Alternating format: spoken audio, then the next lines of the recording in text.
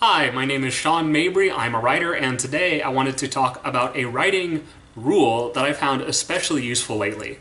Because, as I have mentioned here before, and you can find over on my Medium page, I'm doing something that I like to call 12 weeks, 12 stories. I got kind of tired of only talking about writing on the blog and not actually writing any fiction there.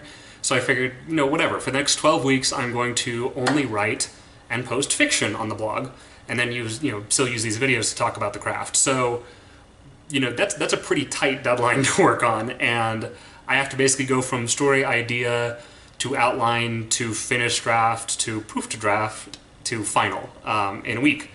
And on top of everything else I'm doing, I have a pretty busy life already, so that's a challenge. But it's a challenge that I embraced and was looking forward to, and I'm really enjoying so far. I'm actually working on the fourth story.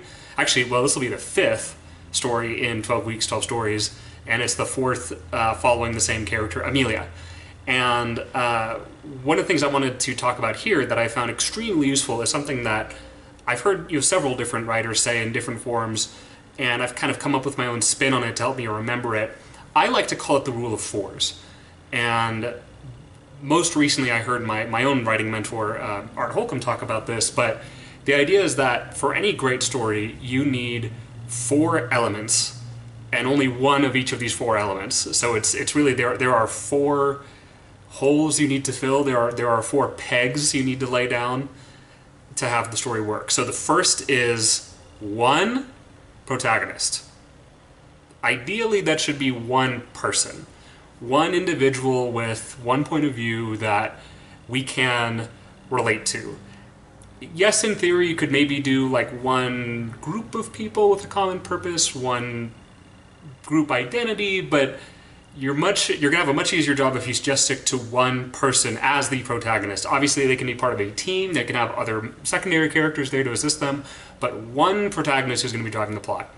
And they will be driven by 1 desire. There's 1 thing that they want to get out of this adventure. And it can be something as simple as something they want to avoid. If it's a survival story and they just want to avoid death, that works, right? If they're just trying to survive out in the wilderness, not dying can be a perfectly good want. But it has to be 1 very clear thing that they want, that they are moving towards, that is motivating their behavior. Number 3 is 1 set of life or death stakes. And again, this is, if the want is what they are going towards, the stakes can be either what they are consciously trying to avoid or what we as the audience understand will happen if they fail. An interesting thing here is that, the protagonist doesn't necessarily need to completely know what the stakes are. There are actually some very good stories where the protagonist is not aware of how much danger they're actually in, and that's part of the thrill of that we experience as the audience. At some point they probably should get a hint of how much danger they're in, just to heighten the tension, but certainly the most important part is that the audience understands what these life or death stakes are. And I want to clarify that when I say life or death stakes, I'm talking emotionally for that character and for us as the audience. It doesn't have to literally be life or death. I mean, you think of any romance story, right? No, in fact, in most romance stories, you're not dealing with literal life or death stakes. In some that you are, but primarily it's people who are in a relatively stable socioeconomic class. They are going through a pretty comfortable, normal, relatable life, but the stakes are, well, if it doesn't work out with this person, I'll never find love. I'll experience an emotional or even spiritual death if things don't work out in this relationship. So that's one example of how you can have life or death stakes without being completely literal about it. And then the last thing is that you need 1 clear opposing force. And this is where I'd say you arguably have it's easier to be flexible here than on the 1 protagonist part.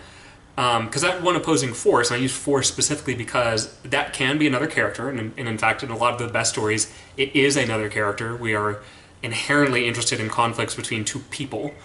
But it can also be forces of nature. It can also be society at large. But whatever it is, it needs to be very clearly defined. And most importantly, there needs to be a clear relationship between the protagonist and this opposing force.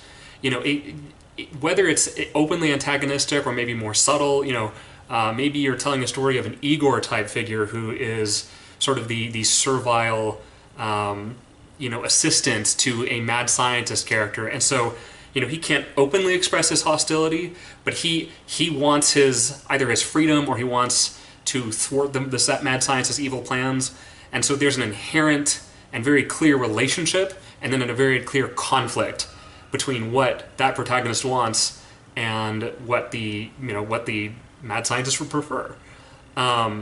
So that's it. And once you have those four things in place, you have a really good chance of telling a good story. Obviously, there's a lot of other things you can do past that point, but that's a solid foundation. And part of why I love this rule so much, and I've been using it so much in these, you know, in this very quick story cycle I'm going through, is that it helps me cut through the clutter. Because as I've talked about on this channel before, I'm one of those writers that has such a the blessing and curse of a very vast imagination, and with any fictional universe I dream up, I hit this kind of flashpoint where once I've thought about it enough and I become invested enough in the characters, all of a sudden I see everything, right? Like I'll instantly have, you know, 40 or 50 different characters wandering through my head. I'll have like places and scenes and the entire like cosmology, not even just the history, but like the entire like origin of the universe for that story. And I'm like, okay, I can't possibly fit all of this into one story. I probably can't even fit this into 12 stories. What do I do with all this stuff? And that's when I always return to this rule of fours, and I think, okay, out of all these different ideas I have, all these things that sound cool and interesting to me, let's pick out one protagonist, one desire, one set of stakes, and one opposing force. That helps me clear out all this incredibly vast, overwhelming array of options down to four. Four is very manageable, and so that's why the rule of fours is so powerful. So I hope you found this useful. I hope you will keep on writing as always, and feel free to like, comment, share, and subscribe as always. A little end of video catchphrase, and I will see you all next week.